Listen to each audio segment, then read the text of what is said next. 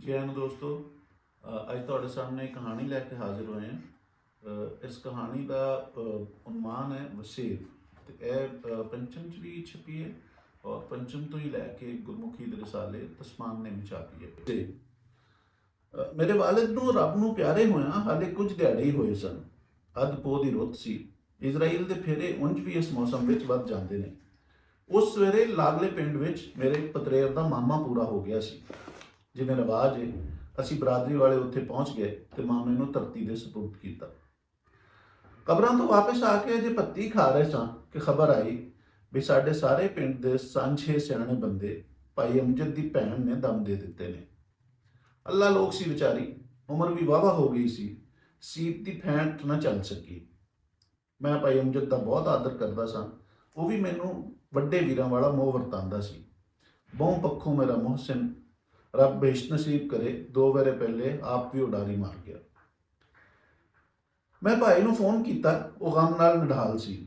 ਉਹ ਸੀ ਇੰਜ ਦਾ, ਉਹ ਤਾਂ ਉਹ ਗਮ ਵੀ ਸੀਨੇ ਲਾ ਲੈਂਦਾ ਸੀ ਜਿਹੜਾ ਆਮ ਕਰਕੇ ਕੋਈ ਮਹਿਸੂਸ ਹੀ ਨਾ ਕਰੇ। ਇਹ ਤਾਂ ਫੇਰ ਉਹਦੀ ਮਲੰਗਣੀ ਮਾਂ ਜਾਈ ਦਾ ਦੁੱਖ ਸੀ। ਰੱਬ ਦਾ ਜੀ ਸੀ ਵੀਰੇ, ਆ ਜਾ, ਉਹਨੂੰ ਵਿਦਿਆ ਕਰਨੇ ਆ। ਉਹਨੇ ਇੱਕ ਉਦਾਸਿਆ ਜਿਹਾ ਹੁਕਮ ਸੁਣਾਇਆ। ਭਾਈ ਦੀ ਬਰਾਦਰੀ ਪਿੰਡ ਵਿੱਚ ਗਿਣਤੀ ਦੇ ਕੁਝ ਘਰ ਸਨ। ਉਹ ਵੀ ਇੱਕੋ ਬਾਬੇ ਦੀ ਔਲਾਦ, ਪਰ ਬਹੁ ਗੁਣੀ। ਪਿੰਡ ਦੀ ਫਿਰਕੂ ਫਿਜ਼ਾ ਵਿੱਚ ਉਹ ਸਾਂਝਾ ਟੱਬਰ ਗਿਣਿਆ ਜਾਂਦਾ ਸੀ। ਦੋਹੇ ਵੱਡੇ ਫਿਰਕਿਆਂ ਦੇ ਕੱਟਰ ਬੰਦੇ ਉਹਨਾਂ ਨੂੰ ਸ਼ੱਕ ਨਾਲ ਵੇਖਦੇ। ਅਸੀਂ ਪਿੰਡ ਪਹੁੰਚੇ।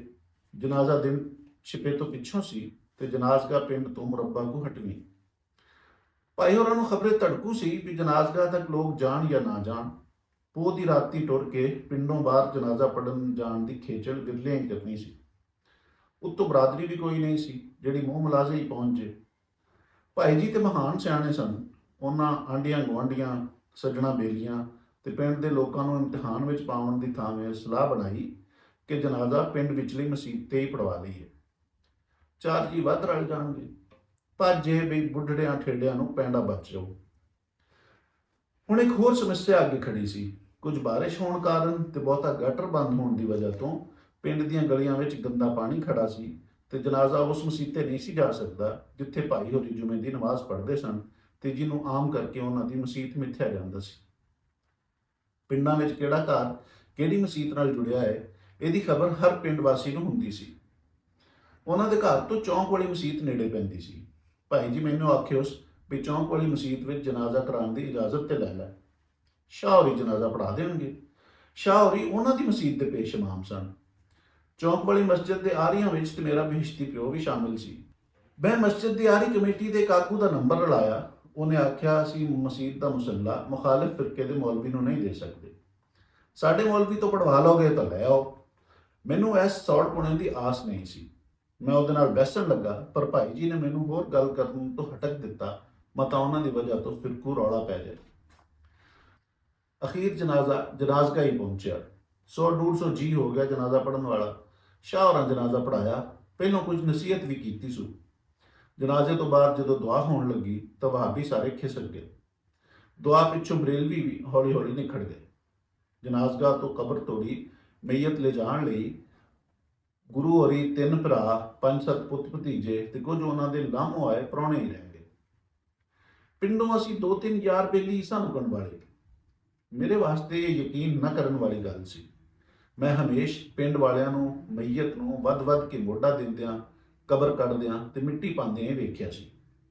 ਭਾਵੇਂ ਉਹ ਚੇਤੇ ਮਨੋਂ ਪਹਿਲਾਂ ਵੀ ਇਹੀ ਲੱਗਦਾ ਸੀ, ਪਰ ਉਸ ਦਿਨ ਜਿਵੇਂ ਸੁਚੇਤਾ ਪੱਕ ਹੋ ਗਿਆ ਵੀ ਇਹ ਲੈਣ ਨੂੰ ਦੇਣ ਤੇ ਕੰਮ ਮਤਲਬ ਵਾਲਾ ਹੀ ਵਿਹਾਰ ਹੈ। ਜੀ ਕੱਚਾ ਜਿਹਾ ਹੋ ਗਿਆ, ਜਿਵੇਂ ਆਪਣੇ ਵਸੇਬੇ ਤੋਂ ਇਤਬਾਰ ਉੱਠ ਰਿਹਾ ਹੋਵੇ। ਇਹਨਾਂ ਵਹਿਣਾਂ ਵਿੱਚ ਮੈਂ ਇੱਕ ਪਾਸੇ ਖੜਾ ਭਰਾਵਾਂ ਭਤੀਜਿਆਂ ਨੂੰ ਸਭ ਕੁਝ ਕਰਦਿਆਂ ਵੇਖਦਾ ਰਿਹਾ। ਸ਼ਹਿਰ ਨੇ ਮੇਰੇ ਪੱਲੇ ਤੇ ਕੁਝ ਛੱਡਿਆ ਨਹੀਂ ਸੀ ਵੀ ਮੈਂ ਉਹਨਾਂ ਦਾ ਹੱਥ ਵੰਡਾ ਸਕਾਂ। ਮਿੱਟੀ ਪੈ ਗਈ। ਕਿਸੇ ਆਖਿਆ ਕਬਰ ਤੇ ਦੁਆ ਕਰ ਲਈਏ, ਸ਼ਾਹ ਸਾਹਿਬ ਨੂੰ ਸੱਦੋ। ਭਾਲ ਸ਼ੁਰੂ ਹੋ ਗਈ। ਕਿਸੇ ਦੱਸਿਆ ਸ਼ਾਹ ਸਾਹਿਬ ਚਲੇ ਗਏ ਸਨ, ਇਹ ਆਖ ਕੇ ਕਿ ਮਿੱਟੀ ਪੈ ਜਾਏ ਤਾਂ ਉਹਨਾਂ ਨੂੰ ਫੋਨ ਕਰ ਦਿੱਤਾ ਜਾਵੇ। ਫੋਨ ਰਲੇ ਨਾ। ਅਖੀਰ ਰੱਬ ਦਾ ਜੀ ਅੱਲਾ ਲੋਕ ਮਰਨ ਵਾਲੀ ਦਾ ਇੱਕ ਭਤੀਜਾ ਮੋਟਰਸਾਈਕਲ ਤੇ ਸ਼ਾਹ ਸਾਹਿਬ ਨੂੰ ਪਿੰਡੋਂ ਲੱਭਣ ਚਲਾ ਗਿਆ। ਕਬਰ ਦੀ ਤਾਜ਼ੀ ਮਿੱਟੀ ਤੇ ਤਰੌਂਕਿਆ ਪਾਣੀ ਦੁਆ ਦੀ ਸਿੱਕ ਵਿੱਚ ਸੁੱਕ ਚੱਲਾ ਸੀ ਕਿ ਮੋਟਰਸਾਈਕਲ ਵਾਪਸ ਆਇਆ। ਇਕੱਲਾ ਸਵਾਰ, ਉਹੀ ਇੱਕ ਭਤੀਜਾ। ਕਿਸੇ ਸਵਾਲ ਨਹੀਂ ਕੀਤਾ। ਸਭ ਨੇ ਜਿਵੇਂ ਆਪਣੇ ਆਪਣੇ ਜਵਾਬ ਕੱਢ ਲਏ। ਮੈਂ ਬਥੇਰੀ ਆਪਣੇ ਆਪ ਨੂੰ ਤਸੱਲੀ ਦਿੱਤੀ ਵੀ ਸ਼ਾਹ ਹੋਰੀ ਕਿਧਰੇ ਹੋਰ ਰੁੱਝ ਗਏ ਹੋਣੇ ਨੇ, ਪਰ ਵਸਵਸਿਆਂ ਦਾ ਬੰਦਾ ਕੀ ਕਰ ਸਕਦਾ ਹੈ। ਸ਼ੈਤਾਨ ਤੇ ਉਂਝ ਵੀ ਹਰ ਵੇਲੇ ਨਾਲ ਹੋਇਆ ਨਾ। ਮਰਨ ਵਾਲੀ ਦੇ ਇੱਕ ਲਾਗਰ ਜੇ ਬੁੱਢੜੇ ਭਰਾ ਨੂੰ ਕੁਝ ਸੂਰਤਾਂ ਤੇ ਦੁਆਵਾਂ ਆਉਂਦੀਆਂ ਸਨ। ਉਹਨੇ ਉਹ ਪੜ੍ਹ ਕੇ ਪੰਜਤਨ ਦੇ ਹਾੜੇ ਪਾ ਕੇ ਤਰੌਂਕੇ ਪਾਣੀ ਤੇ ਗੱਡੀ ਹੋਈ ਚਮਕ ਦੀ ਲਾਜ ਰੱਖਣ ਦਾ ਯਤਨ ਕੀਤਾ। ਸਭ ਮੁੱਕਣ ਪਿੱਛੋਂ ਜਦੋਂ ਭਾਈ ਹੋਰਾਂ ਮੇਰੇ ਮੋਢੇ ਤੇ ਹੱਥ ਰੱਖਿਆ ਤਾਂ ਜ਼ਿੰਦਗੀ ਵਿੱਚ ਪਹਿਲੀ ਵਾਰ ਮੈਥੋਂ ਉਹਨਾਂ ਨਾਲ ਅੱਖ ਨਹੀਂ ਮਿਲਾਈ ਗਈ। ਮੈਨੂੰ ਆਪਣਾ ਆਪ, ਆਪਣੇ ਭਰਮ ਯਕੀਨ ਤੇ ਪੇਂਡੂ ਸੁਭਾਅ ਦੀਆਂ ਆਪੋ ਘੜੀਆਂ ਸੱਭੇ ਸਿਫਤਾਂ ਸਭ ਕੁਝ ਹੀਣਾ ਹੀਣਾ ਜਾਪਣ ਲੱਗ ਪਿਆ। ਸ਼ੁਕਰੀਆ ਦੋਸਤੋ।